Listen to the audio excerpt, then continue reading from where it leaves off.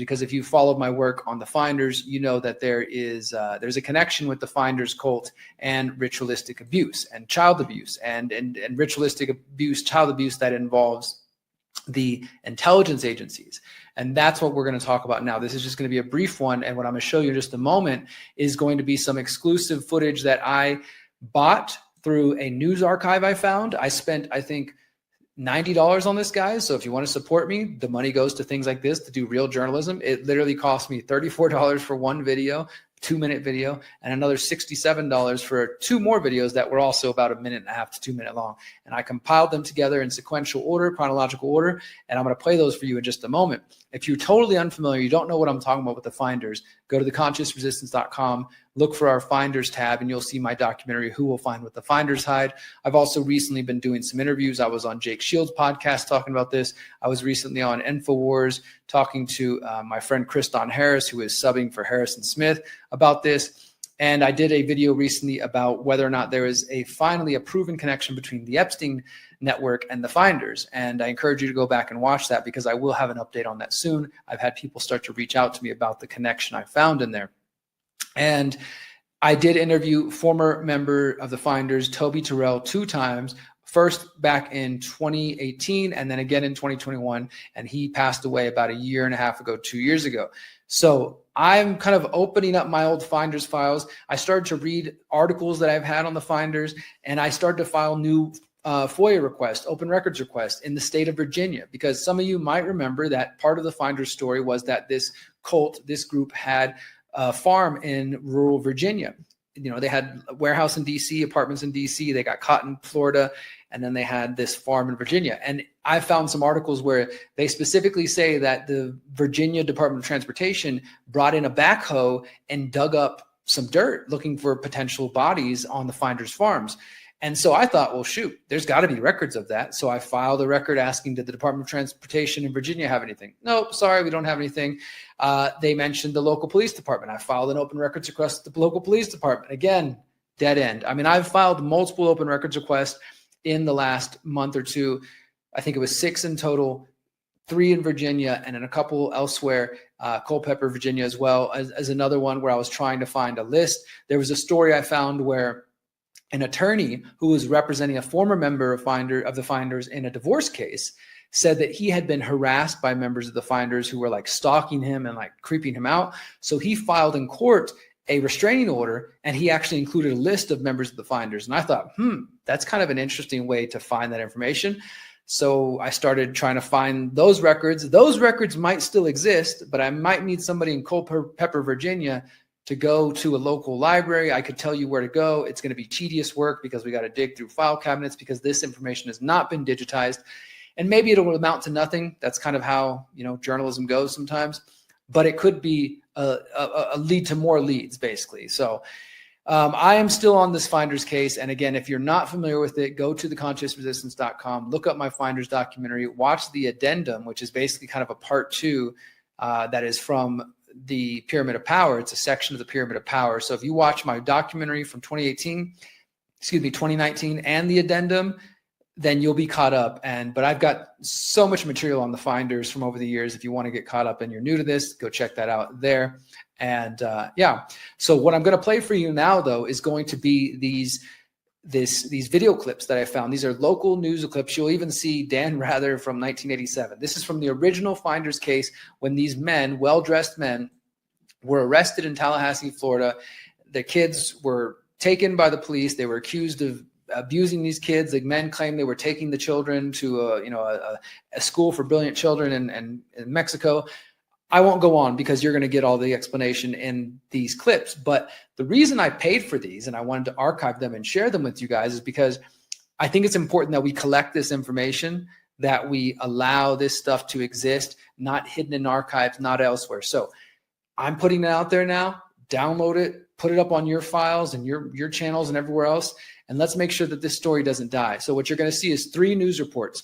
One is the first day when the men were arrested. One is the day after, the second day the men were arrested. And then one is a couple days later. And so you'll kind of see how the story evolved in the days after the men's arrest. So check this out. These are 3 original reports from 1987 from mainstream news on the finder's cult. What is known tonight is this: authorities have the children and the 2 men accused of abusing those children, and evidence that they may be only part of a larger, dreadful story. CBS News correspondent Rita Braver reports. Law enforcement authorities suspect they may have stumbled on an international child abuse ring when an anonymous call led police in Tallahassee, Florida, to this park. 2 well-dressed men were discovered with 6 filthy, ragged, insect-bitten children, aged 2 to 6.5. A passerby with a home video camera took these pictures as the men were arrested and booked for child abuse. The children were confused, said they'd been traveling for a long time in a van, stopping at camps. Today, police released these photographs, hoping to learn more about the 6 youngsters who said they didn't know where they came from or where they were going. But at least one of the 6 were sexually abused. The 2 men reportedly told police the children were being weaned from their mothers and taken to Mexico for a special school for brilliant children. Papers the men were carrying led to Washington, D.C., where police last night searched a residence used by a commune or cult known as the Finders. The women are always pregnant, and they have a child, and then they seem like they get pregnant again. And there was another search at this Finders warehouse where law enforcement authorities said they found a photographic studio, a computer bank, and at least 3 large bags full of slides showing, according to one source, satanic, ritualistic activities involving torture, bloodletting, and sexually explicit acts involving children.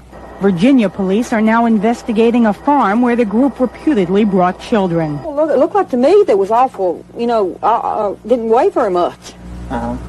You don't think they were well cared for then? I think they were malnutrition.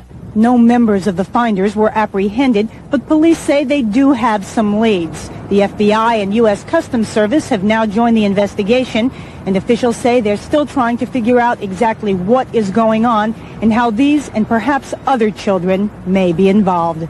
Rita Braver, CBS News, Washington. 6 children in the custody of Tallahassee police in an alleged child abuse case have been moved and put under guard after police received a number of threats against the children's safety. 2 men have been arrested and charged after Tallahassee police uncovered a widespread cult that appears to involve devil worship. The story now from Lark McCarthy. These 6 children are at the heart of a bizarre tale of alleged abuse and possible devil worship. The arrests of 2 men in Tallahassee have touched off investigations from Florida to Washington, D.C. Douglas Ammerman and Michael Houlihan are charged with child abuse. Police say the children found with them were hungry, dirty, covered with insect bites, and there's evidence one child was sexually abused. Tallahassee police said today there have been threatening phone calls. Evidently, someone found out where these children were staying, called and said that there was going to be physical harm brought to the children. The men in custody told police the children were being weaned from their mothers. The group apparently traveled by van from Washington, D.C. The organization is probably some type of satanic cult, according to the Washington, D.C. officials, and a prerequisite of joining this group is to give up the rights to your children. Evidence led to 2 locations in Washington operated by a commune, possibly a cult, called the Finders. D.C. police seized computer and video equipment as well as photographs from a warehouse. According to a police source, the pictures show rituals involving children, animals, and bloodletting.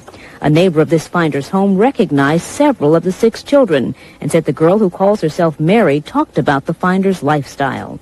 She used to say that she slept out back on the porch, and the little kids slept in a tent. In Madison County, Virginia, state police raided several locations linked to the Finders and found nothing. Authorities are looking for 2 other vans, possibly carrying more children. And they're looking for answers to what the Finders believe and whether those beliefs are criminal. Lark McCarthy, ABC News, Washington. A week after the arrest of 2 men in Florida found with 6 bedraggled-looking children, the FBI said today some of the parents had been interviewed. All involved appear to be part of a mysterious, non-traditional lifestyle group called the Finders. Police have rolled back on Satanism and sex charges, but the case still is raising some serious questions. Rita Braver has been investigating. In Tallahassee, Florida tonight, 6 children still wait. No one has come forward to claim them, and their story grows more confused and bizarre. The two men arrested last week and charged with child abuse when police responded to an anonymous call complaining of the youngster's filthy and neglected appearance, today pleaded not guilty, but explained nothing. Law enforcement officials now believe the men and children were on some sort of expedition and that all are part of a Washington-based alternate lifestyle community called the Finders. The group is known for its secrecy and unconventional lifestyle. Police have now backed off charges that one of the children was sexually abused and that pictures seized from Finders headquarters in Washington were pornographic. Still, there is concern that the children are being raised in a harmful atmosphere. Case in point, photographs showing the children participating in the slaughter of 2 goats. A Finder spokesman who refused to appear on camera defended the episode. They watched them get dissected. They were allowed to touch whatever they wanted to touch. And it seems to me that that would be a marvelous learning experience to discover the womb of a goat and see a couple of little fetuses inside. The Finders claim that regaining custody of the children is being worked on, but won't explain how. This woman says she's one of the mothers, but won't give her name. She says the group is just being targeted because it's different. Granted, we have an alternative lifestyle. We're different from Mr. and Mrs. America next door, but we love our children. Florida authorities say that when and if the Finders do try to claim the children, they could be considered unfit parents and denied custody. It's the kind of question that's difficult for society. As long as parents are providing their children with both the education and with the physical and emotional sustenance to function adequately as adults, what kinds of role models they provide or what kinds of settings that is done in is not of concern to the state.